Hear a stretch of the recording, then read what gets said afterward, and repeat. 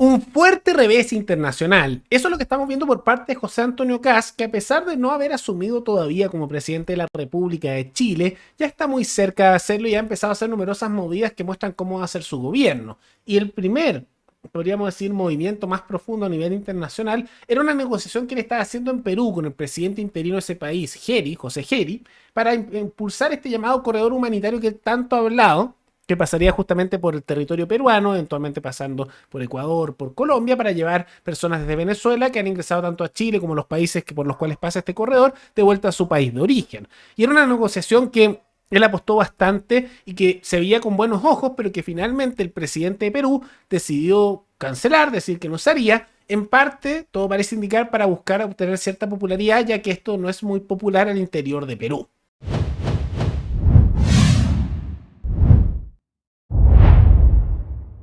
Pese a que tan solo días atrás Kast viajó hasta el país vecino para ver la viabilidad de la medida y se había generado una buena sensación en el equipo de José Antonio Kast tras ese encuentro. En conversación con CNN en español, Geri dio por descartada la medida aludiendo a razones de seguridad.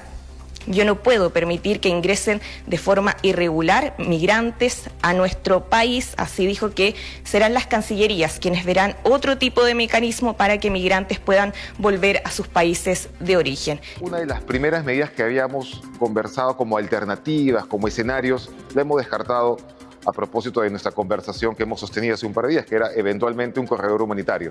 Yo no puedo permitir que se ingresen en forma irregular migrantes a nuestro país. El problema de nuestro país que se desencadena con el tema de la inseguridad es justamente la migración irregular, porque también vienen prácticas que han contaminado a nuestro país. Eso es también una realidad plena. Entonces yo no puedo permitir que haya mayor vulneración de irregulares en nuestro país. Esa medida está descartada de un posible corredor humanitario y tenemos que ver a través de Cancillería qué método vamos a poder, en forma colectiva, para poder darles las facilidades para que los irregulares puedan volver a su país, ¿no? Una vez que se venga a recuperar el orden democrático en Venezuela y también exista la voluntad de parte de los que están acá. El presidente de la Comisión de Relaciones Exteriores del Senado, Iván Moreira, advirtió que el portazo va a agravar la situación migratoria en nuestro país, mientras que el diputado del PPD, Raúl Soto, afirmó que esta negativa da cuenta de gestiones que no han sido eficaces.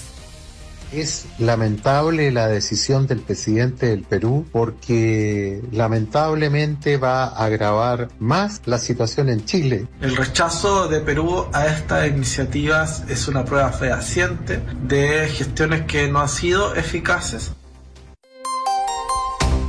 Sí, tras conocida la noticia, hubo reacción del presidente electo José Antonio Kast tras la salida desde la oficina del presidente electo. Reaccionó con un escueto: todo va a estar bien ante la prensa. Katy Nivaldo. A ver, todo va a estar bien, digamos, vamos a ver si va a estar bien, porque el proyecto de corredor humanitario está bien, requiere una obra diplomática de largo aliento y sobre todo, yo creo, muy delicada, porque consiste, en primer lugar, en elaborar voluntades políticas, ¿no es cierto? Perú, Ecuador, Colombia y Venezuela para aceptar la repatriación.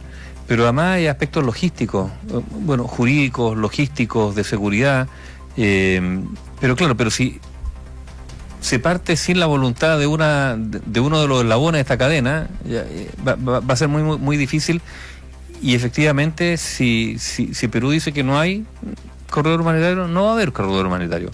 Y por lo tanto, uno de los primeros, entre comillas, logros que quería exhibir José Antonio acá simplemente se va al tacho de la basura. Ahora, como lo pueden notar, en realidad Kast reaccionó igual de manera positiva, diciendo que todo va a estar bien, etcétera. No se sabe qué hacer a nivel de fondo, porque en realidad para hacer las devoluciones al país de origen tienen que pasar la práctica por Perú o por Bolivia, principalmente por Perú, porque a veces pasan por Perú y ahí ingresan a Chile, o a Bolivia, y de Bolivia ingresan a Chile ilegalmente, y por eso muchos de los sectores de izquierda están aprovechando esta situación para intentar atacar al que todavía ni siquiera asume como presidente, pero como Boric, su gobierno ha sido un fracaso y en la práctica le queda tan poco que no puede hacer demasiado, que en realidad todos actúan casi como si Kast ya estuviera electo, ¿no? Y asumido como presidente. Ahora, dentro de eso, hay que entender por qué pasó esto, porque fue un cambio muy radical del presidente peruano.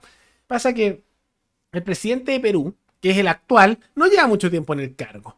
Y en Perú últimamente los presidentes no duran mucho. Están siendo todos destituidos, muchos de ellos encarcelados por corrupción, por abuso de poder, etc. Y José Geri no es popular, tiene también escándalos, tiene cosas bien turbias también, y todo parece ser que para mantenerse un poco en el puesto y salvar su vida política, está intentando hacer movidas que le den popularidad.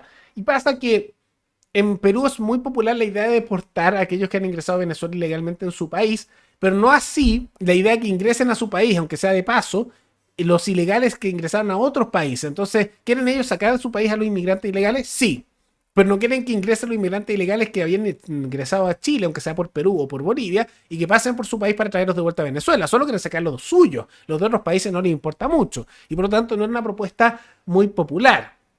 Por lo mismo pudimos observar que, aunque Kast había logrado negociaciones inicialmente, no se dio un éxito. Y es un revés internacional porque él apostó bastante con esto. Incluso él fue directamente a Lima, a Perú, y se reunió con José Geri, estuvo negociando y la negociación simplemente no le salió bien.